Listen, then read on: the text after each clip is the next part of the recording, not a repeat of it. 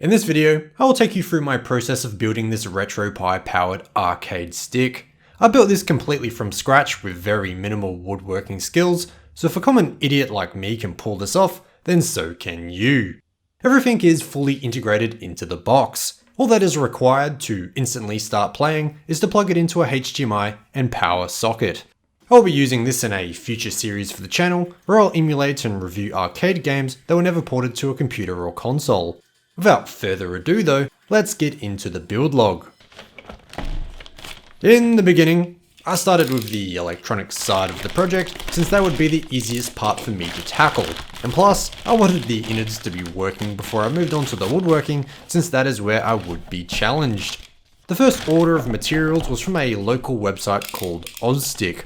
I chose them as they're well established in Australia and the prices were super competitive. I bought 8 generic black buttons that each included a micro switch as well as a Zippy branded joystick. That also came with 4 mounting screws so it could be mounted from beneath, hopefully giving a cleaner look. I know at least someone out there will chastise the lack of name brand products, but I really don't care what you think. I'm a complete novice when it comes to arcade games. Dedicated arcades weren't really a thing by my youth, so since this is my first foray into that world, I decided to go for the cheaper alternatives. They work great for my purposes, and I'm sure the quality of the expensive stuff would be totally lost to me anyway. Next up, we have a package from an online store here called Core Electronics, who again comes highly recommended. There, I bought an official Raspberry Pi power supply, a Raspberry Pi 3 Model B+, as well as a few heatsink kits. I bought 2 of those since I have another Pi in the living room. I'm using the Model B Plus here instead of the newer Model 4 since it wasn't released at the time of filming. This project was a long process. I started this when I still had a beard. Regardless, I'll likely upgrade to the 4 once it's better optimized for RetroPie. The last package was a USB encoder from China that only set me back $11. That is what's used to interface the buttons and the joystick with the Pi. It also comes with a bundle of connecting wires and a USB cable. Additionally, I bought a 32GB micro SD card for storage. A super fast card is not really necessary for this type of project, it only costs $15. Alrighty, onto prototyping. After applying the heat sinks to the Pi, I got to work wiring up a few buttons and the joystick to the encoder. This is as simple as it gets. Each connection cable is 2 wires, one for power, one for ground, and the spade connectors simply attach to the terminals on the micro switches. Each wire then combines into a 2-pin plug that inserts into the encoder. The encoder then plugs into the Pi by USB and bam, that's it. RetroPie recognizes it as a generic USB controller and you can then assign each button. To make this process easier, I'd recommend plugging in a separate controller so you can easily navigate the menus while you do so. I personally used an Xbox 360 gamepad, but there are plenty of options you can use that you likely already have laying around. I won't go through the process of installing RetroPie onto the Pi in this video, but I've linked a very helpful tutorial by ETA Prime in the description. Having all the internals on hand now meant I could design the box itself. The button and joystick layout were from a great website I found called Slagcoin. I've linked that in the description. I've designed the basic shape of this box using SketchUp Make 2017. It's now superseded software, however, it's the last free version of SketchUp that can be used offline. Modern iterations are online only, but this version suited nicely to my needs. The idea behind the design was to be basic and functional, although I wanted a clean look where no screw holes or other joins would be visible. I didn't totally achieve that, but since I had no idea what I was doing, I think I saw the vision through to the best of my abilities. The only portion of the design that was strictly aesthetics was a chamfer along the top front at roughly 45 degrees. A few months of procrastination followed, but eventually, mostly spurred on by a tax return, I splurged on the upfront costs to start the construction phase of this project. There were quite a few tools I had to buy for this project, since I couldn't really rely on my dad's shed anymore, having moved away, but I'll touch on those costs later in this video. Living only a few minutes away from a gigantic Bunnings was certainly handy. I purchased a few sawhorses, a circular saw and some timber, and got to work. I utilised the cliche of measuring twice and cutting once as successfully as I could. For the most part, I'm quite proud of how well I followed that mantra. There were only a few pieces I had to recut, limiting the amount of wood that was wasted. I had also never used a handheld circular saw before, so I had that as skill 2 learnt for this project after SketchUp. I've used table saws and jigsaws before with limited results. The reason I chose a circular saw was because of its ease of straight cuts, and the fact that even cheap models like the one I purchased can cut on an angle as standard. Getting that chamfer right was certainly something I was worried about, but the circular saw made it an absolute cinch.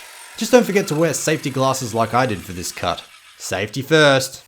After a bit of pre-mentioned recutting so everything lined up, I had the building blocks for a perfectly nice box. Now, I just had to figure out how to permanently attach the pieces of the puzzle together. Originally, I went for an approach using dowels, but I very quickly changed strategies. The reason for this was mostly to do with my drill. A dowel kit can be purchased from Bunnings quite cheaply. $18 has the buying power for the proper drill bit, adapters so you can line up holes, and a million dowels. But the battery life on my drill sucked so badly that I could only achieve approximately 3 holes before it gave out. Considering it takes hours to charge the battery with the proprietary charger, and the fact that I was having trouble lining up the holes anyway, and also that I had planned to drill something like 33 holes, I kid you not, I opted for a simpler approach since it would take me weeks to drill all those holes in between charges. It occurred to me that I didn't really need to over-engineer the connecting of the wood since it was such a small box. And since I didn't want any obvious joins to show, I simply went with gluing it all together and nothing else. I did cut a few additional small pieces of wood to act as supports for the corners, but otherwise, this arcade stick is held together with nothing but wood glue and it worked an absolute charm. First off, I glued the 2 halves of the frame separately, liberally applying glue to the 90-degree angles and in between the corner supports, and then looked to gluing those 2 portions together. To my dismay though, they didn't align. There was about 5 mils of give, so I sawed this off by hand since I knew it would make an absolute dog's breakfast of such a slim cut using a circular saw. It obviously took a lot longer to cut it manually, but the patience paid off since I now had a much better fit. Before gluing those 2 portions together however, I realised I needed to saw the holes for the 2 front buttons. Ideally, I would have done this before the glue, but it totally slipped my mind. It wasn't really an issue though, as drilling luckily didn't compromise the integrity of the glue joins. To achieve the holes, I used a type of drill bit called a hole saw. These are great for these sort of holes, and I didn't want the expense of something like a drill press, instead opting to use my already owned drill. They likely do make a clean, straight cut more difficult, but I found these problems to be mitigated by placing a piece of scrap wood underneath. This way the cut didn't split as it breaks through.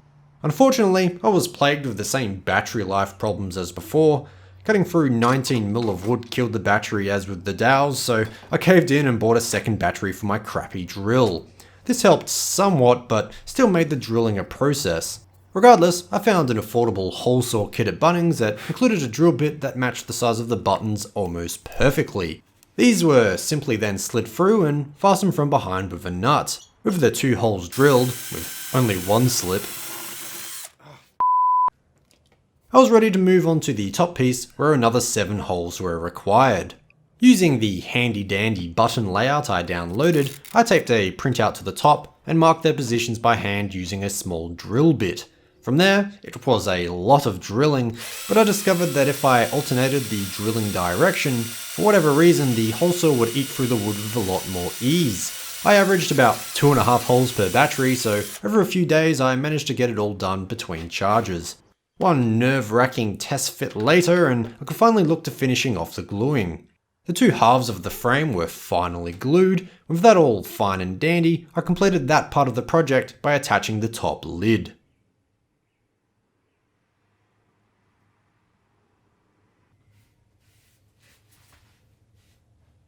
Even though I was quite happy with how the joints matched up, a bit of sanding was still required. I found this to be a cathartic process if anything, and it was a good excuse to listen to podcasts and drink some beer. There was a lot of sanding, most of which I didn't film, but after that, it was time to fill in the small gaps using some water-based wood filler. This has the consistency of expired peanut butter, but is still quite easy to work with, and even though I scraped off most of the excess, a lot more sanding was still required the next day after it had set. With construction finished, it was time to stain the wood. This required even more sanding, but this time over every square millimeter of the box, so the stain would apply easier and more evenly. Since I was building using pine, which is notoriously difficult to stain since it's so soft, my research led to applying a coat of what's known as wood conditioner or sealant, sort of like a clear primer. While seemingly common in the States, it was a lot harder to find down here. Luckily, I found a product at Bunnings called Wood Preserver by Feast Watson, which seemed to be a similar sort of thing, although it only sold in 1 litre tins and sadly cost $32. Either way, a preliminary single coat of that seemed to do the trick. I was able to recoup the cost somewhat by buying a stain that included varnish instead of buying that in a separate tin. If I were to redo anything about the construction of this stick, however, it would be the applying of the stain. The manufacturer recommended 3 coats to achieve the varnish as well as the stain, but on the first coat I didn't really wipe away the excess enough and that led to some streaking. It's not too bad, you might not even notice if I didn't mention it, but I was sure to be more careful in the following coats and it mostly turned out okay. I let each coat dry for 24 hours. Next, it was time for the final assembly. First off, I inserted a HDMI pass-through adapter into a smaller hole I sawed around the back. With this, the HDMI could be plugged and unplugged with ease and without a big old ugly hole in the back. There was supposed to be the same for the power supply and micro USB, but I couldn't find a suitable adapter in time for the video, so there is a big old ugly hole for that. I had intended on screwing the HDMI adapter in as well, but it fits so tightly that this wasn't necessary.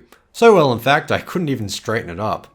After that, I mounted the joystick, which was a huge pain in the ass with the nails from the bottom, since I had to screw those in while it lined up perfectly with the hole and didn't move. A third and probably fourth hand would have definitely benefited me here, but I managed. I then went about creating the base, or platter as I refer to it, that would screw to the bottom and have the Pi and the encoder mounted to it. I ummed and ahed about a more versatile and accessible base over a piece of plywood screwed in, but since I'll be transferring the ROMs over Wi-Fi, I shouldn't need to open it up and access the innards too often. On the bottom of this, I also applied 4 13mm plastic surface savers so bare wood wouldn't be dragging all over my coffee table. From there, I inserted all the buttons for the final time, which was easily the most satisfying part of this entire project. I then inserted all the micro switches and got to work with the wiring. A quick successful dress rehearsal later, and I was finally ready to mount the Pi and the encoder, close it up, and call the project a day. Mounting was straightforward. I winged the locations that I thought would work best, marked them out with a pencil, and then used dedicated Raspberry Pi mounting kits. I was able to use these for the encoder too, since the mounting holes were very similar in size.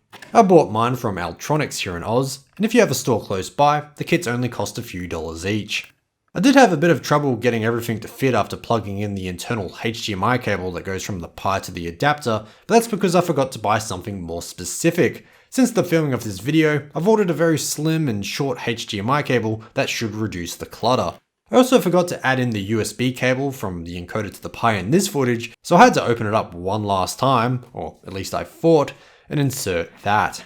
As a final touch, I added 2 more screws in the middle of the platter since it was sagging under the weight of the components, which were generally in the middle. But at the final hour, I realized a keyboard was necessary for everyday use to assign the controls. I've tried the generic profiles, but each ROM I've tested so far has been all over the place with assigning controls by themselves, so it does seem like a necessary evil. I popped down to Officeworks and found a wireless USB keyboard for $12. I did have to open the stick one more time to insert the wireless adapter, but now that's installed, I should be good until the new HDMI cable arrives. And after that, I hope to not open it again until I'm plopping a Raspberry Pi 4 in. So, there you have it. I built an arcade stick from scratch, and I'm certainly very proud of myself. Obviously, things never totally go to plan, namely the staining as well as a few gouge marks and the wood scattered around, but for the most part, I'm happy to have brought this project to completion. Now, let's discuss the money. Yeah, this was not a cheap project, but most of the costs come from items I can use again in future projects, hopefully. Basically, I never intend on buying another circular saw for the rest of my entire life, so hopefully this one lasts. Anyway, the costs. The materials used solely for construction were not that bad at all. If you already have a workshop full of goodies, or at least have access to one, I paid less than $200 for everything. This includes the arcade parts, the Pi, items like wooden screws, and even the wireless keyboard.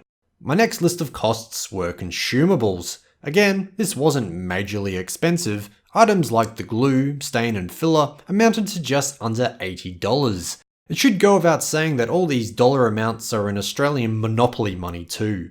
The real stinger, however, were the tools I bought to bring this project to completion. Like I've said, I will use the tools in future projects, so giving out this number is a bit arbitrary, but I still spent an additional $220 on them. The final cost, very close to $500. Wowee. But hey, I've wanted something like this for a long time, and building it myself has been ever so satisfying, especially since it will be used directly for this channel. But on that note, keep an eye out for more future videos involving arcade games, and I want to thank you very much for watching this build log video. See you in the next one.